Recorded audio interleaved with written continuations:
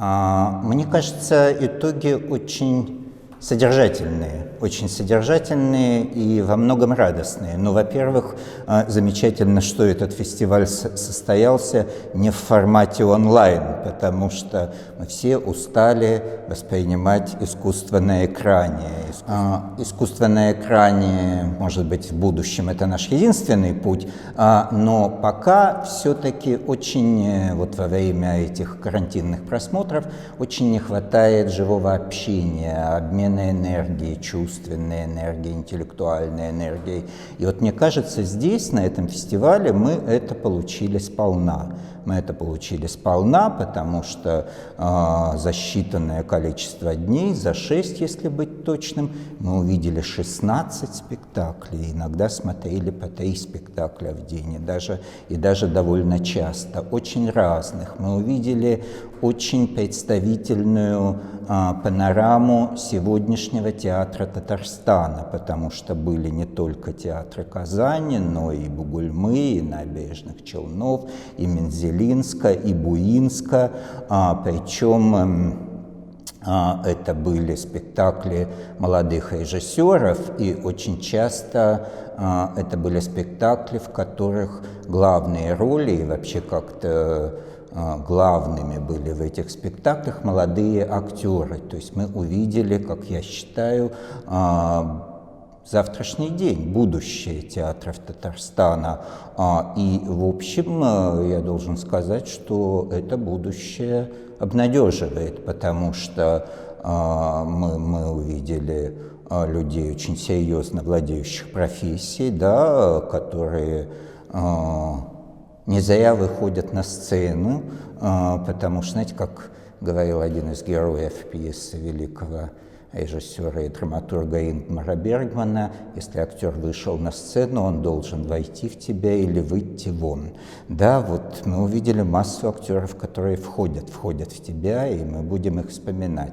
Вот, я во всяком случае, поскольку у меня не было никогда, я первый раз на этом фестивале, который уже 12-й по счету, и у меня не было никогда раньше возможности вот увидеть именно панораму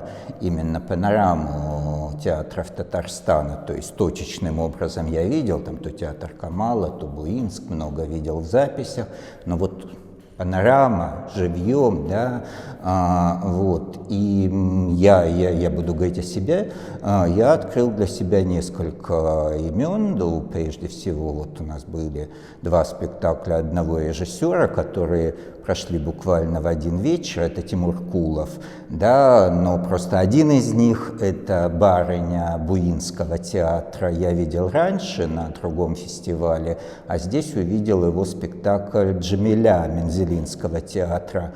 Это совсем молодой режиссер, он только входит в профессию, но входит очень интересно, мне кажется, от него много можно ждать, потому что «Барыня» — это очень свежая, очень не хрестоматийное, скажем так, прочтение как раз-таки хрестоматийного произведения. Уже никто ничего не ждет от театральных прочтений рассказа «Муму» Ивана Сергеевича Тургенева, и даже спектакль Дмитрия Крымова по этому произведению в Театре нации, ну, лично на меня не произвел большого впечатления, напоминал скорее затянувшийся капустник, чем полноценный спектакль, а Тимур и буинские актеры, замечательный актерский ансамбль, сделали спектакль поистине трагического звучания, да, что как-то вот от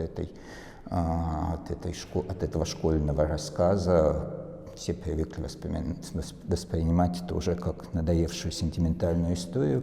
Тут совсем другое. А «Джамиля» — это спектакль большой формы, это спектакль эпического дыхания, это спектакль очень внятных и интересных, очень сильных театральных метафор. Недаром на обсуждении кто-то из коллег вспоминал не больше, не меньше, как спектакли Некрошуса, великого мастера театральных метафор. Вот, и там, и в Буинске, и Мензелинске, а это ведь маленькие города, была труппа, которая совсем не нуждалась в скидках на то, что это провинция, что это там вот малый город. Это были очень серьезные профессиональные работы. Вот.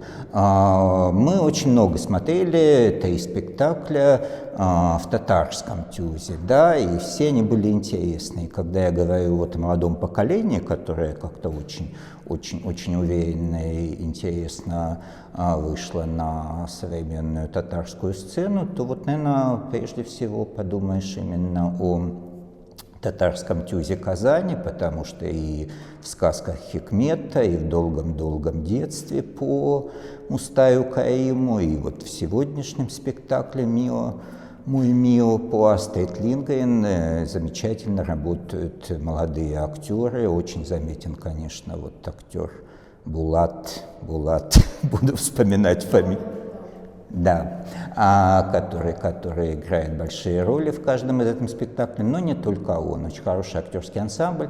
И я говорил директору театра, что мне кажется, что у вас уже подобралась актерская команда, которая способна, допустим, сыграть мюзикл, да, и, может быть, вам пуститься в какой-то эксперимент и сделать там татарский мюзикл. Не просто там спектакль с песнями и танцами, но вот именно вот в этой стилистике специально заказать, и это будет ваше ноу-хау. Вот. Также интересно было в другом ТЮЗе, уже в русском ТЮЗе, где разные спектакли. Был такой несколько хулиганский, я бы сказала, ревизор такой хип-хоповый, кислотный, но совершенно замечательно принимаемый молодой публикой, а я из тех критиков, кто считает, что к успеху надо все-таки, зрительскому успеху, надо относиться серьезно, что, ну, если это не делается уж совсем какими-то вульгарными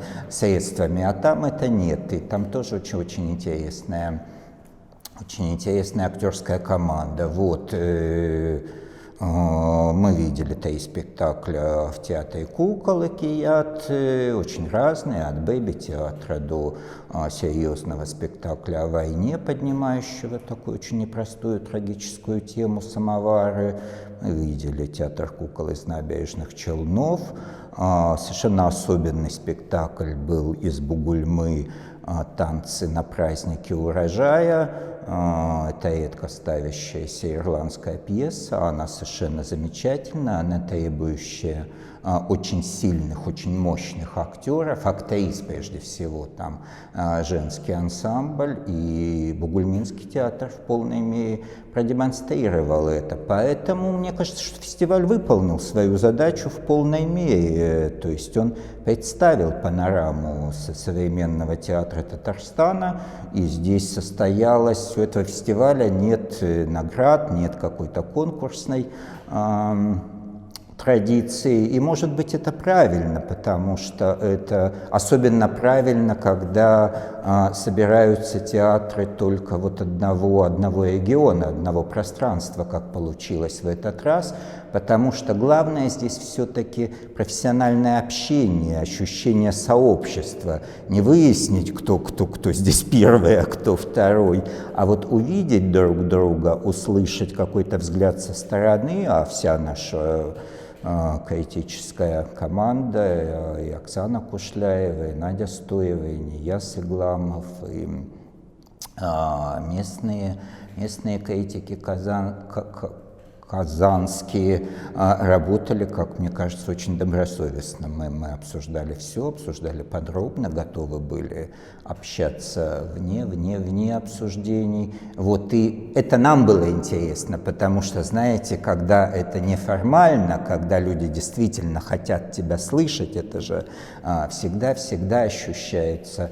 Это важно, поэтому я уезжаю с ощущением такого серьезного большого театрального события. Ну надо еще сказать, что тут же был такой экзотический цветок на этом театральном поле. Да, это спектакль Марины Давыдовой, главного редактора журнала «Театр», которая с недавних пор занялась режиссурой тоже, но она занималась этой режиссурой в Германии, а тут вот ковид нам помог, и она, значит, решила и на родине что-то поставить, и сделала «Живой город», по-моему, называется этот фонд, да, сделала там вот этот вот спектакль свой.